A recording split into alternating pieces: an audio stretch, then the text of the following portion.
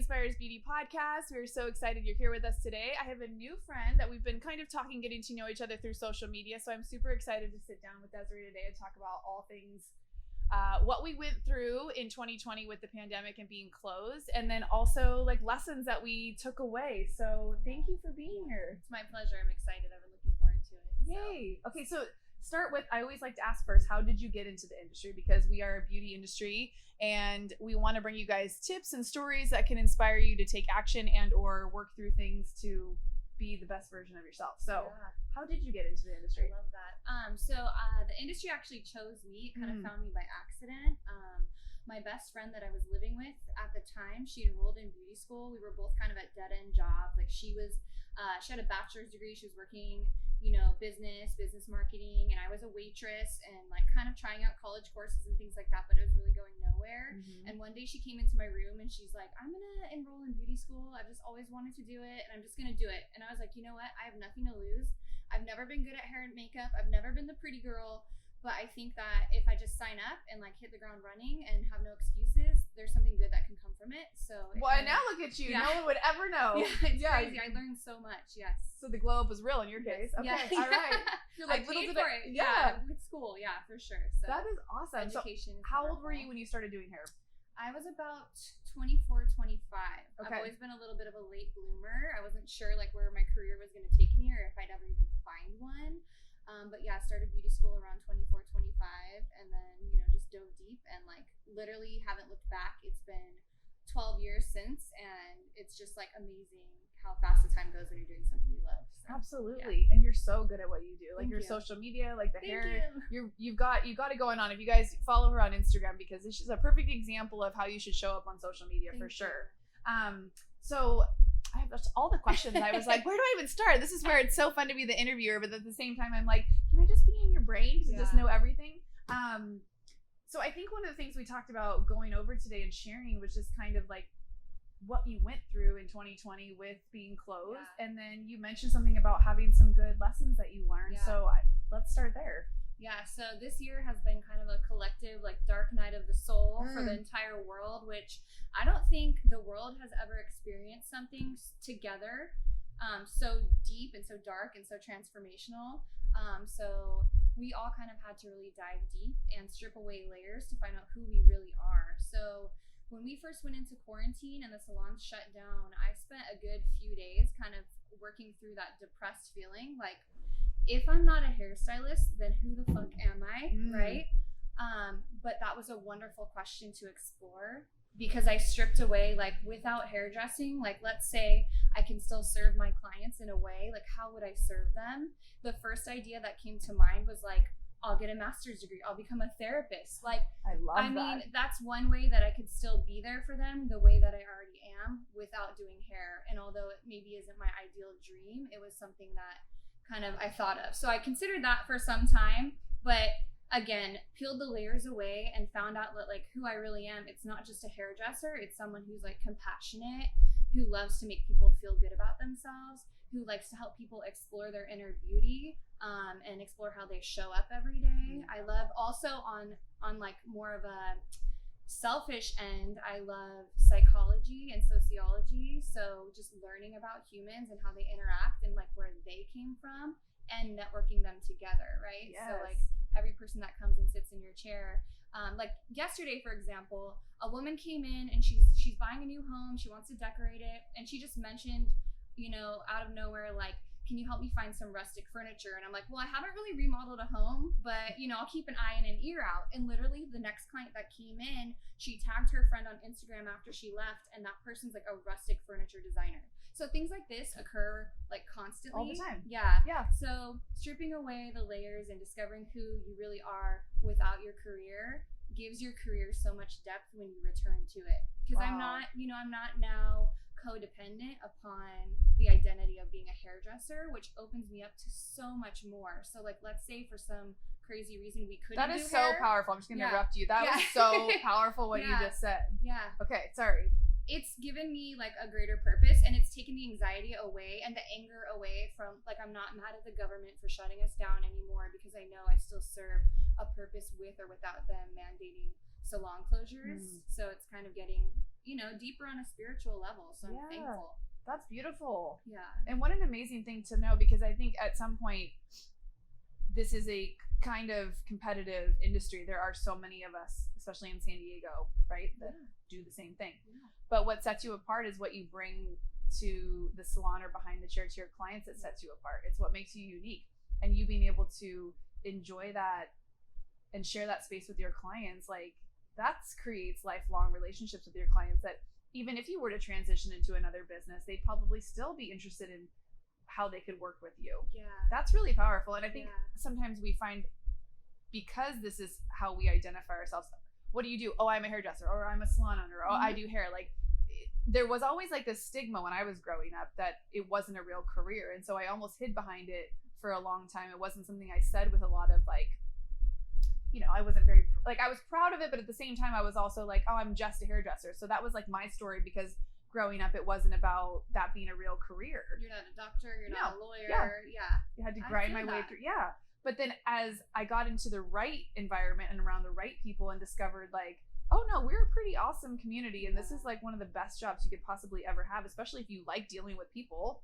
Like if you have that in you to hold space for people, and you're creative, and you get to make people feel good about themselves. Like some of the egos I've seen flare up in the industry have been pretty crazy, and it's like having a moment to step back and be like, okay, who am I if I don't have this? Touching on the egos too, what kind of the whole pandemic situation has done, like America especially is a very like egocentric kind of self-centered culture. If you really look at it, I'm a patriot, but it is true, if something bad happens, something negative like COVID or 9/11 occurs, we're expected to all just suddenly become sad and like grieve a certain way, and if we don't, then we're kind of a shitty person. Right. But in order to heal, you have to find optimism, and you have to like fight that darkness or that urge to be in complete sadness, because that's what occurred when the salons closed. It was like the first 3 days I was like, I'm depressed, I don't want to get out of bed, I don't want to eat.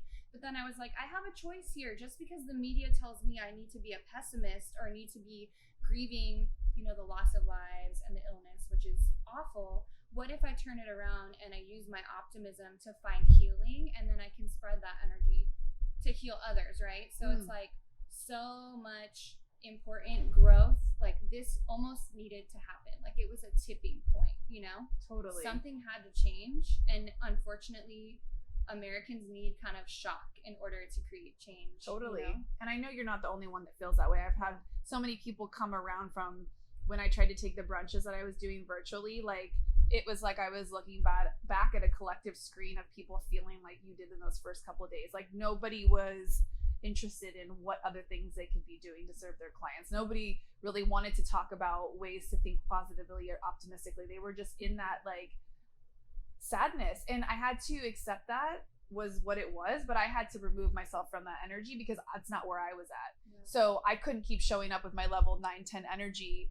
I had hoped it would mirror back, but I could see that the collective needed time to process it, because so many people had their whole identity wrapped around being a hairdresser. It's what they loved, it's what they showed up every day, it's what gave them purpose, and like to not have that thing anymore, they were like, well, who the fuck am I? But look what we learned too, because we felt defenseless like when they shut us down. True.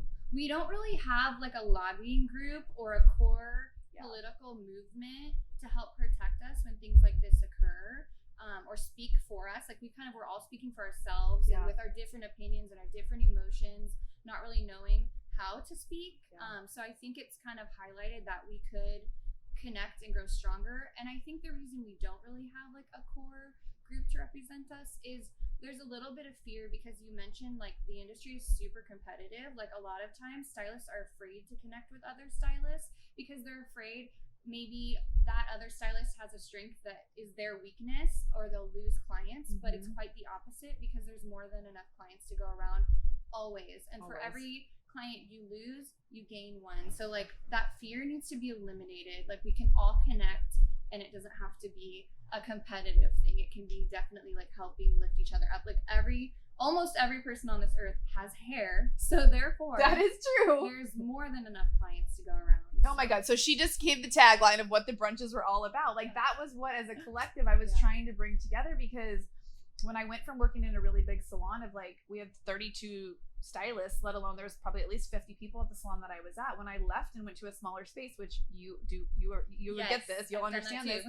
I needed the support. I looked around and like, while my business felt good and my clients were happy, I wasn't getting the nurturing and the energy that I needed. I couldn't watch other people do hair and get fed like that way mentally and like stimulated like that. So it was something that I felt that I needed, and I was like, I wonder if other people are feeling this way too.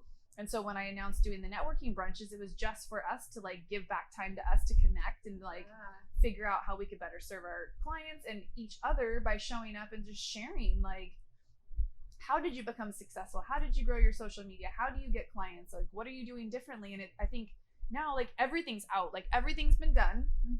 So just wrap your head around that for the most part. Like, it's not about reinventing the wheel, but it's about is if you put your hand out to bring someone else with you, like that's the most powerful thing you can do. You know what I mean? Absolutely. And so it was a need, that a selfish need kind of. I was like, I need connecting with my community, so I'm going to throw these brunches, and then I'm going to turn it into ways that I can just teach what I've learned over the last 20 years.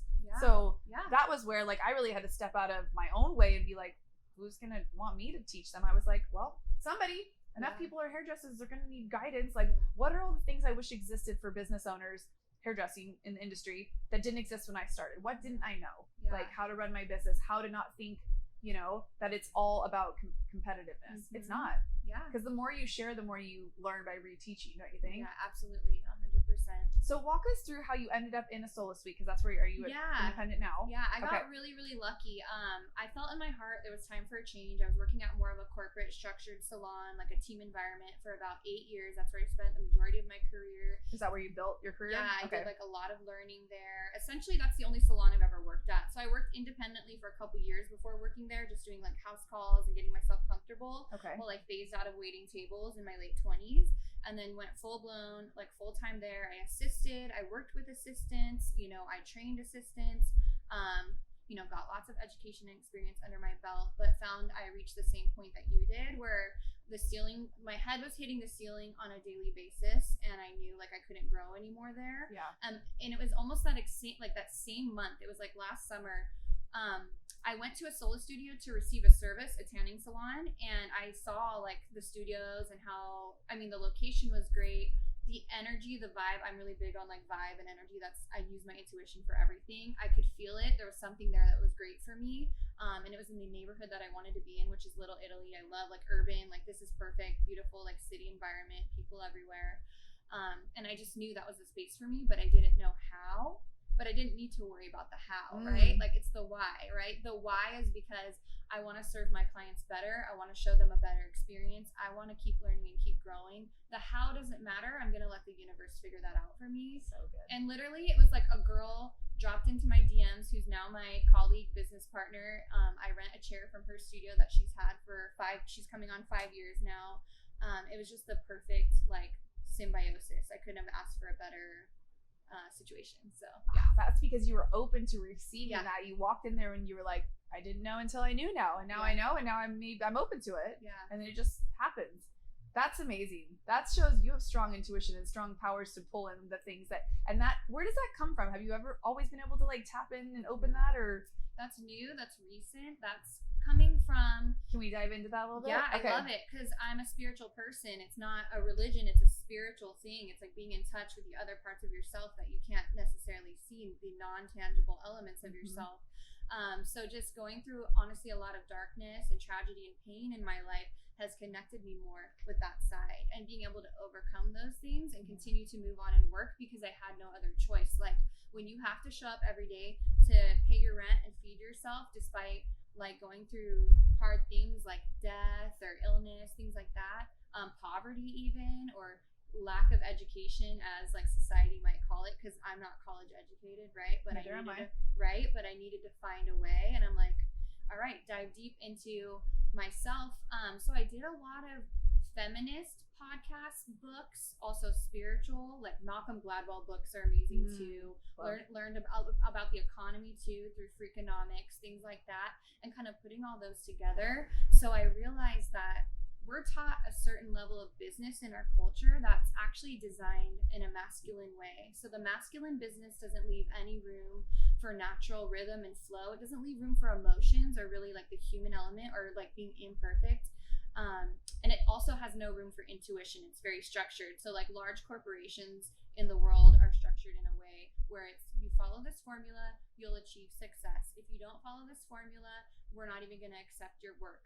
But the beauty industry is mostly feminine energy. You know, even the males who work in the industry have a feminine energy. So true. Or they appreciate or were raised by or understand women on a different level. So feminine energy needs a lot more room for ebb and flow, for like for volumizing and for shrinking back down. Literally, it almost comes down to like the way that we're built with our hormones. Yeah. Some weeks we're far more productive and more successful, like in numbers, and have more energy and think clearer.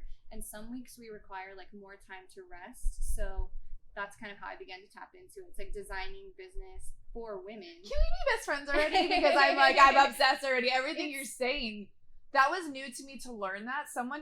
I must have been listening to a podcast and someone was talking about your circadian rhythm and how we have a different rhythm than men. And like, I think it was a wellness or a health podcast. They were talking about like food and like, when you get put on a nutrition plan and when you get put on you have to wake up at 5 a.m. to do your workouts and you have to do this and this in order to like have the body.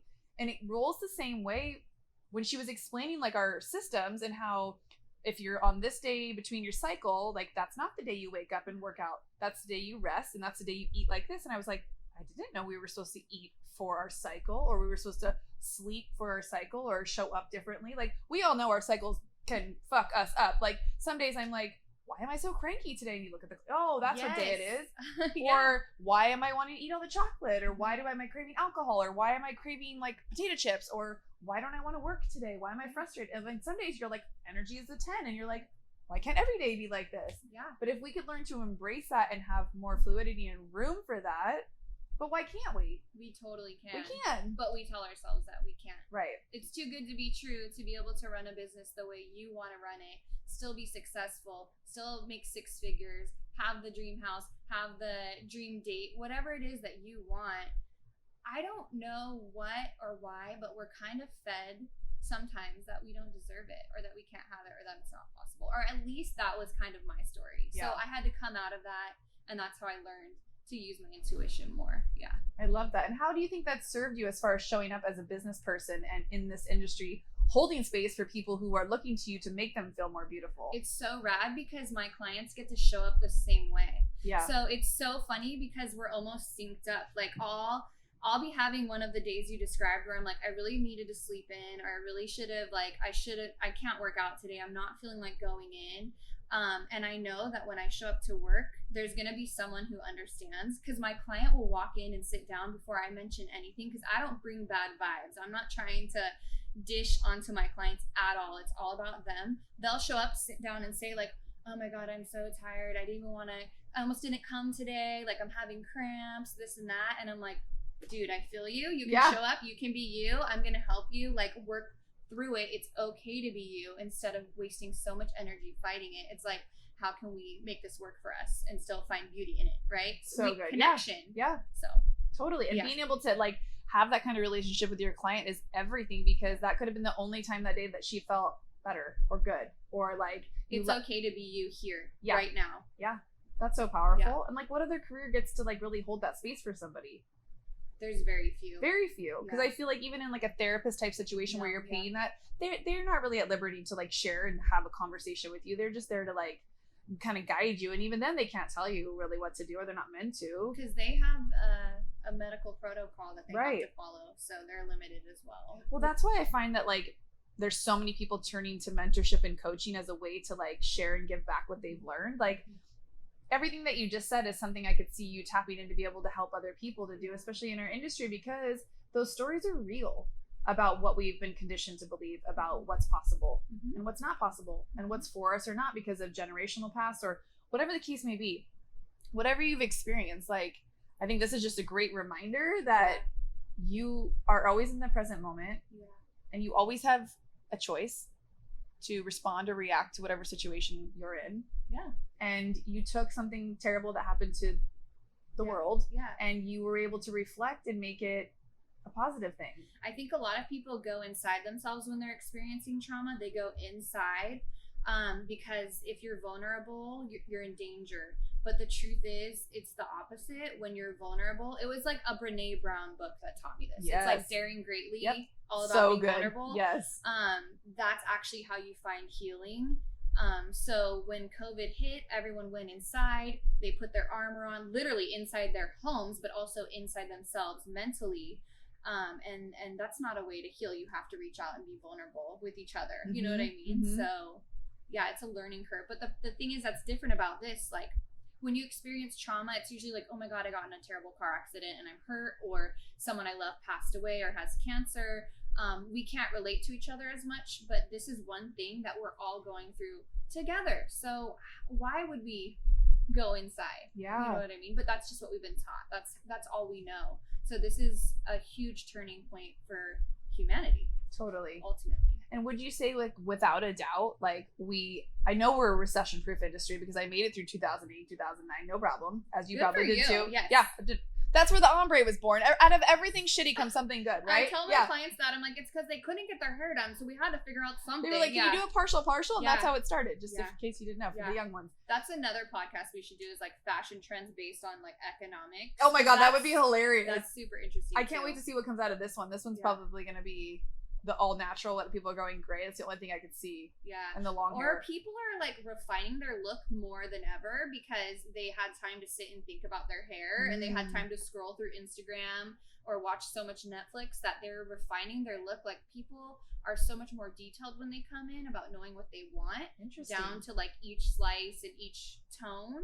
I think the looks are getting more and more custom. So I love that. And that's what's in style right now too, is like kind of anything goes. Like, are you more of a 70s and 80s or a 90s, right? Like there's different generations that are being reborn in fashion. So I think hair is kind of exploring the same thing. So. Always, right? It seems like a revolving everything. I'm like, oh, that's back. Okay. Like watching through my kid too, what's in style, that always, I'm like, oh, you know, your mom used to have those shoes, right? Like, so funny. It's happening. Like early 2000s fashion or guys with like bleached hair. That was so big in the 90s. It's back. Guy lights, bro lights, like, you know, all of that's totally back. So it's really fun to kind of use the economy to predict and measure like what your clients' needs are. And you would think because of all this that people would be low on funds for their hair, but I found that it's totally the opposite because people are kind of in a YOLO mode where they sit down in your chair and you're like, okay, you want this big change, but you realize that's going to cost more than anything you've ever spent in the salon. And they're like, it's fine.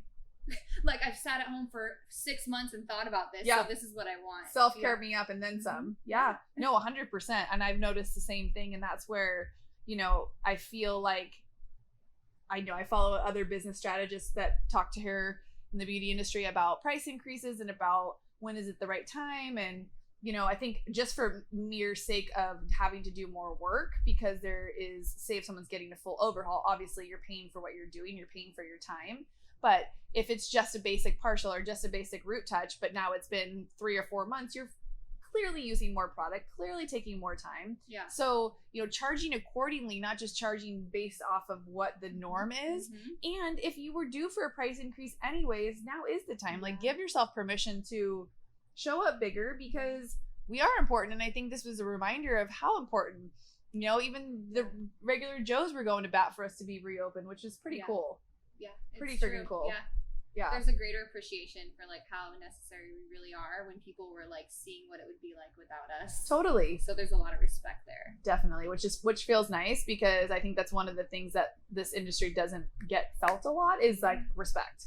But it's up to us to demand it. Again, like not being organized, not coming together, not having a lobbying group. Like we can say that we're partially responsible for the image that has been conveyed, and like maybe it's time for us to step it up and, you know, don't be smoking cigarettes outside the front door of your salon and like chewing gum while you're talking to your client, like because we have that freedom because we're artists, we can do whatever we want, anything we want.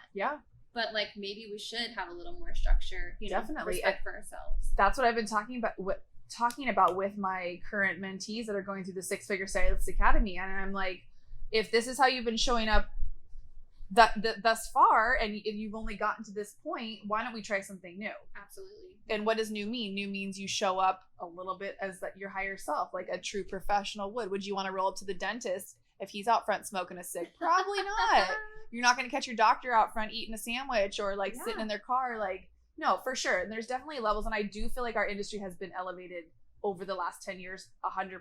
People are taking their careers far more seriously. Yeah. There's more people than ever making six figures and then some. Yeah. Becoming national educators, becoming, influencers on social media. Like, being able to reach more people through social media has, like, I think seriously changed the game, because you see what's possible. Yeah. Before, you only saw what was possible in your current environment. Yeah. And if you were in a, middle of nowhere somewhere salon and you didn't have that experience, how would you know to do better? Yeah. Or that was something that you could charge for, or that you could show up like. And that's why I think always putting yourself in environments where you're the least educated or not the best person or not the most talented stylist always forces you to grow. Mm-hmm. It's like being the little fish in the little fish in the big pond. You always want to be the student wherever you go, and that's where, like, I've always learned to tap out of the ego. Mm-hmm. And opening a salon sure as fuck made me check my ego at the door. I bet. It's a lot. Yeah. But I've learned so many lessons, and I had a guest earlier that owned a salon in downtown San Diego here for several years, and she said it was one of those things of, like, growing into all of the ways you need to serve your staff was something that she was like, wow, this is a lot. Like, a lot of uncomfortable conversations, a lot of people showing up expecting things without putting the work in, and it forced her to show up bigger and greater, and it's forcing me to do the same thing, because I've learned when I open, I'm not a great manager. Like, I'm not a great, like, I expect people to just be great. Mm-hmm. And that's a lot, because not everybody operates from an entrepreneurial, like, mindset. A lot of people need structure. Yeah. They need to know what they can do and what they can't do. And, like, that's great. And I think that's, if we had, a vision of what a true professional in the industry looked like, we would have something to, and I think we do. I think we know how we're meant to show up, now. But now, do we do it every day? Like, right. I'm guilty of not sometimes, right? Sure. Like, we have our days. We have our days, and we're human. Everybody, yeah. But I do love what you said earlier about, like, you are getting the mirror back from your client. I've always said like attracts like. Absolutely. And I think that's what's beautiful about our industry is, like, we can build our clientele based on the clients that we want. Yes. And we can weed out the clients that don't work for us, because there's another stylist out there that's perfect for them. Yes. Like, I feel like we should create an app, kind of like a Tinder, but it's for hairstylists, the perfect match, right? Yes. Oh my God, I love this. Well, tell me more. Yeah. So if you're not vibing with a client, but she's a great person, and it's just not, neither of you are clicking. Yeah. Like, how great to be like, what do we? Yeah, we have to talk about that. You guys give us your input when you hear this podcast on what you do. We need to make an app? Do we need to make an app? I think so. That would be good. That'd be cool. Okay, so talk to me about, because I feel like, because you do share the spirituality love, do you have, like, routines around your day that support that and to, like, feed into you to give back to yourself? Yes. So one thing I knew when I was working at the more team environment salon, the larger, more corporate style salon, their hours were a problem for me, like, physically and mentally. We had to show up very early for work every day at a certain moment on the dot. Like, if you have to stop and get gas or grab a coffee, you're having a panic attack because you need to be on time. Very militant. And that didn't work for me, because mornings are, for me, that's where my heightened anxiety is. I wake up in the morning knowing everything I have to do, and I often feel overwhelmed. So for me, my mornings need to be very calm. So I keep personal time before 10 a.m. No clients before 10 a.m. No tough or stressful tasks before 10 a.m. I love that. That's a huge ritual that, now the change to help calming my morning anxiety has come slowly over time, because it's been a full year since I've been a small business owner. And it's slowly over time, you begin to heal from your former lifestyle, right? So you still can wake up feeling anxious because that's what you're used to, but now it's getting better, and therefore I'm sleeping better, right? So sleep is more of a priority. I'm able to focus on that. Also, rituals of creating empty space on my books. Also, white space is great, because what if you're having the type of day where you want to connect with an old friend? You can invite them in for a blow dry during your white space time, or you have wiggle room for add-on services with a client that you already have booked that day. So that's another ritual. I love that. Changing the way you eat. So when you're working in a less stressful environment, you can probably focus more on nourishing yourself, and taking moments to nourish your body, nurture your body. So I love that. Like that. Yeah. That's huge. Mm-hmm. So a funny funny that you mentioned leaving the white space. So Jim Quick, he's the brain guy. I don't know if you ever heard of Jim Quick. So I follow Chris Harder. He's one of my business mentors, and he was doing a podcast with Jim. And I think somebody asked somebody for some time, and Chris was like, nope, sorry, I got back-to-back podcasts today. I can't do this, this, and this. And Jim said, Chris, you got to leave room for the magic. And when he like retold that story on his podcast, I was like, man, I stay, my ego stays in, I'm worthy, I'm this, if I stay busy and back to back. And I've always booked myself like that in the salon, because it was like about volume. How much could you do? How much money could you make? And it was like so crazy to me when I heard that. I was like, I leave no room for the magic. And that causes anxiety and stress in my home life, because I'm always constantly like hurrying everybody up. We got to go, we got to do. And it was like, but they just want to chill. There's nothing wrong with that, but you got to leave moments in between. So my son actually has taught me that he likes to wake up at a certain time, so he has time to relax, eat his breakfast slowly. He wants to watch some cartoons. He wants to get dressed slowly. He wants to like take his time. And I'm like, okay, I honor that in you. Like, you want the time. So he gets mad if I don't wake him up early enough to have his morning. And I love it at 9 years old. Yeah, that means he has self-love. And that's like sometimes that's one of the hardest things to teach a child. So the fact that he's able to recognize like his needs, that's so amazing. You know, and he's going to help his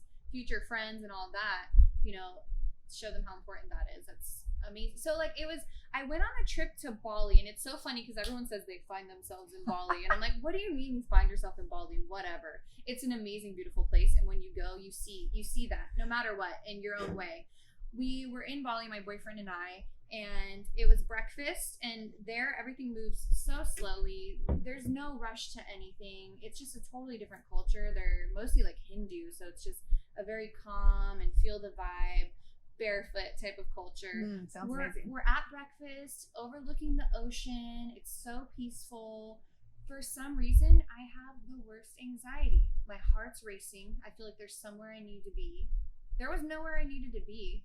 I realized at that moment, like, that I needed to change something, because it had to do with my daily routine. I had trained my body and mind that like that's what mornings were supposed to look like, and I knew like in order to heal, they couldn't be that way anymore. That's where I would probably down the line run into like health problems, you know, cancer growing, things like that. I knew my mornings have to be a little bit more sacred. And for some people, it's the afternoon or the evening. For whatever reason, for me, it's the morning. Mine too. Morning, that's huge for me. It sets the tone for the whole day.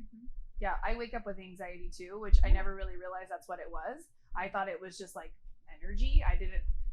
Anxiety was never something I thought I struggled with until I got older and realized, oh, that anxious feeling, oh, that is anxiety. Like, I didn't put the two together. It was almost just like, so now my morning routine sets the whole day. Even if I don't get to do the whole thing in length, like little pockets of like, I'll do one or two of the things normally that I do. So I like my son, I like to drink my coffee, the whole cup of coffee, sitting there relaxing, and that's my morning time to go through my social media. Like if anyone's messaged me, because I go to bed early. So like I respond to stuff. I think some people say don't check your email, but that for me, I can do that in a calm space versus like shoving it in between where I'm not really paying attention to stuff. Absolutely. And then some sort of movement, whether it's just a walk or I stretch on the floor, depending on how much time I have. But creating that for me has changed literally everything. Like I bring a different energy to the salon. I bring a different energy like to my family. Like it's been a game changer for sure. So it's beautiful to hear you say you've been able to work through that, because I know a lot of people struggle with anxiety or wake up with what feels like depression, when sometimes they really just need to move that stuck energy. Like it's just a matter of taking action to like help yourself. I saw that you're doing like breathwork practice. Yes. I don't know much about that. I'm super interested. So I didn't either. I'd been introduced to breathwork. So what she's talking about is I had a session with the healing couple who will be on the podcast too. So cool. It's a couple that does this, and they hold this space so amazingly. A past client of mine had started showing that she was doing sessions, and I was like, what is this thing like? Because I've done breath work in a group setting, a very large group setting, and I didn't love it because it's a very personal thing. It's like therapy, and you're doing weird breathing, and you're like huffing and puffing, and someone's sitting right next to you, and you're sitting up. So the whole time I've done it twice in a group setting, and I was sitting up both times, which I didn't like, because if you're not getting the breathing right, and even if you are getting the breathing right, you can feel a little dizzy and you can feel a little out of sorts. Things start to tingle, and like, you know, we don't breathe like that normally.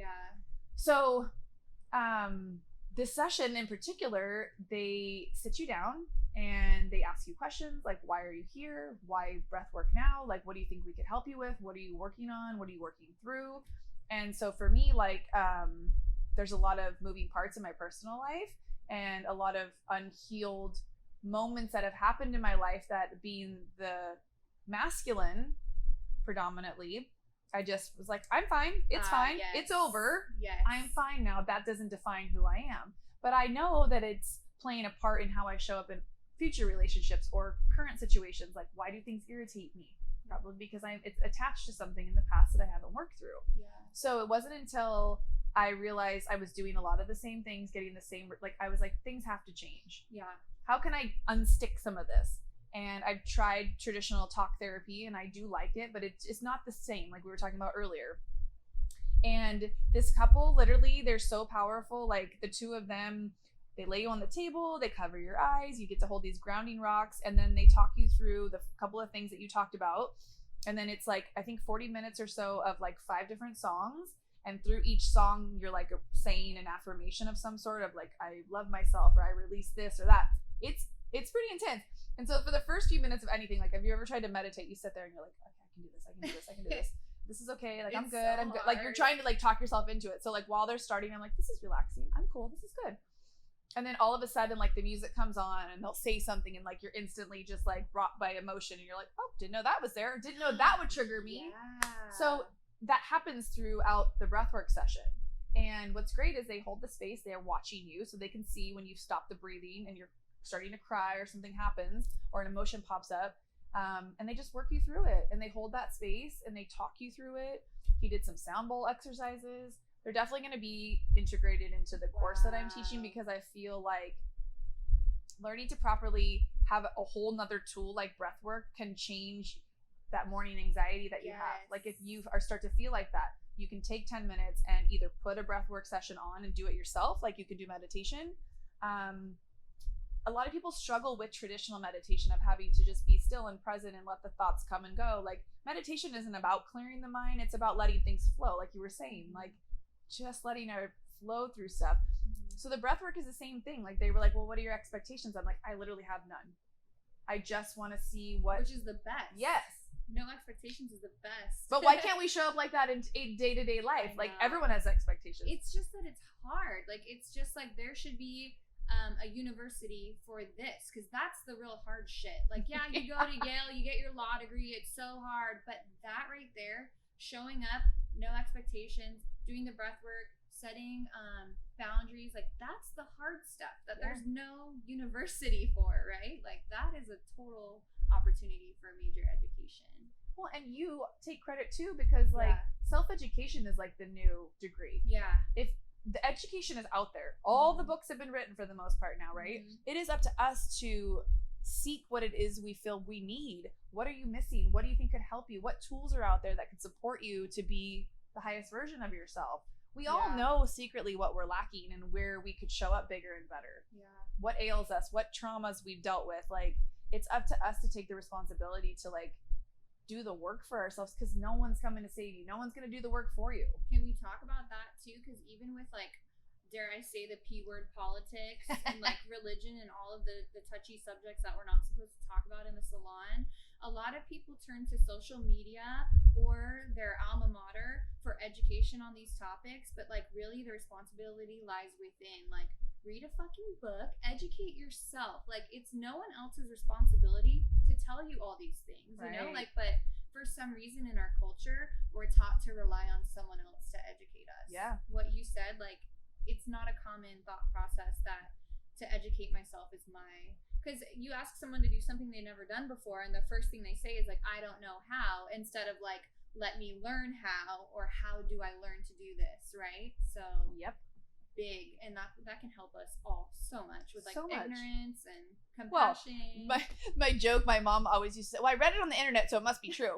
And I'm like, that couldn't be more true, because I've seen so many people, you know, you see something on someone's story and you're quick to be like, oh yeah, fuck that, or oh yeah, I believe in that, and then you just repost it without fact check or finding anything. Like, I have 2 really solid girlfriends that are amazing researchers and fact checkers, and they share both sides of stuff. They'll say you know, if they saying something's a myth, she'll show why. She'll back it up with research. And it's so, you know, at first I think I love to play surface. I love to be like, oh, it doesn't bother me. Oh, I don't care. Oh, I don't watch the news. Like, but you can't in today's day and age, and like being a mom and a business, I can't sit back. You have to care. You have to care. You have to be responsible. Yeah, you have to, and you have to contribute your bit into the world too. And that's where, like, how do you want to show up in the world? And that's why if you're listening to this podcast still, then you are somebody like that. So hopefully this resonates with you. And if you have any aha takeaway moments from what we're talking about, please share them with us because we want to know. Yeah. But I feel like it is like my responsibility now to learn all the things to help myself and then teach it. And it's funny because now I get paid to tell people what I've learned. Before it used to come off like, well, you're just trying to tell me what to do. Like from friends who didn't want to participate in the being awareness, being woke, being like, enlightenment. Yeah. You're showing it the same way, bitch. Like get your shit together. Stop playing the victim. Stop acting like life is happening to you. Thank you. Yeah. And if that triggers you, then maybe you're doing that too. Think about that for a second. Let it sink in. And we've all done it. Yes. We've all been there. Yes. Why me? Why is this happening to me? Can't I catch a fucking break? Like. And then what happens? More bad things come, right? It is when so you true. Play the victim, you are inviting the universe to give you more of that energy. So way to go. No. And it leaves more good energy for people like us to collect. True. So if you want to get on this bandwagon, start showing up how you want to receive, because you're always just a mirror to whatever you're putting out in the world. I want to say too, like more about the breath work. It's really interesting. It connects to the whole white space in the books thing. Leaving space in your books allows you to say yes to your clients more often. So if they want to add on a larger service or a keratin treatment, something like that, you have so much wiggle room to say yes. And when you say yes many times throughout your day instead of no all the time, it opens more doors to other things. So breath work is an energy flow. It's a release, right? Yeah. So is the being able to say yes. That's a form of breath work versus no.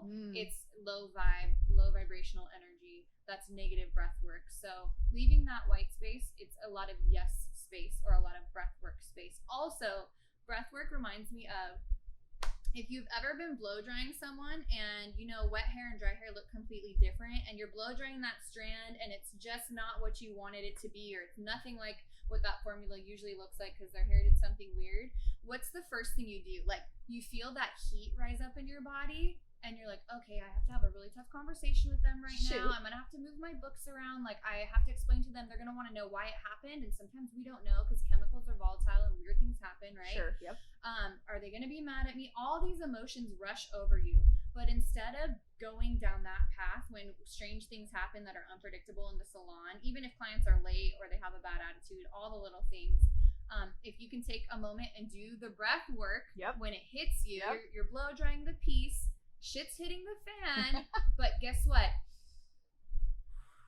I'm gonna be okay. It's gonna be fine. It changes everything because So you're true. able to make, you know, clear-headed decisions. You're able to explain things calmly to them. Your client can feel that energy because you're touching them. Like, you need not be stressed out because then you're gonna stress them out. So true. Oh my God, that's so good. Yeah, and I think breath work for me has always come in the form of working out too, because I feel like when I'm letting myself really truly breathe and I push myself, like a lot of emotions come up for me when I push myself really hard, whether it's running or riding the bike. Like all of a sudden, like an overwhelming sense of emotion will come out. And I think it's because we can't ever tap into that. Everything's always like just like a surviving mode. So it is huge, and I would highly recommend, if you don't know what it is, to look into it, or find some sort of tools to support you to work through things, like taking a moment, right, to collect yourself if something shit hits the fan like that. But I love leaving the white space in your books. And on what you said about saying yes versus no, like, I also want to give you guys the power to say no. So if you have your book set and you have your 3 clients for the day with your white space worked out, and Susie calls and she's like, oh my God, I'm leaving town for vacation, can you please get me in tomorrow? You say no because you've created that sacred space in your books for tomorrow and you don't want to fuck it up. Yeah. So you'd be doing her a disservice by squeezing her in. Absolutely. And then you'd be definitely doing your other clients a disservice by squeezing her in. And you'd definitely be doing yourself a disservice.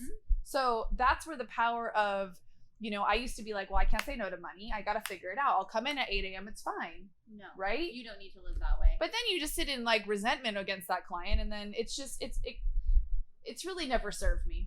I used to take like 12 color clients a day at my old salon, which no one should ever have to do unless that's your vibe. If that's your vibe, cool. For me, no, because I only want meaningful connections with the people I come across throughout the day, and there's no way I can have a meaningful connection when I'm seeing 12 clients in one day for color. It's not for cuts, for color. Like, it's way more intense.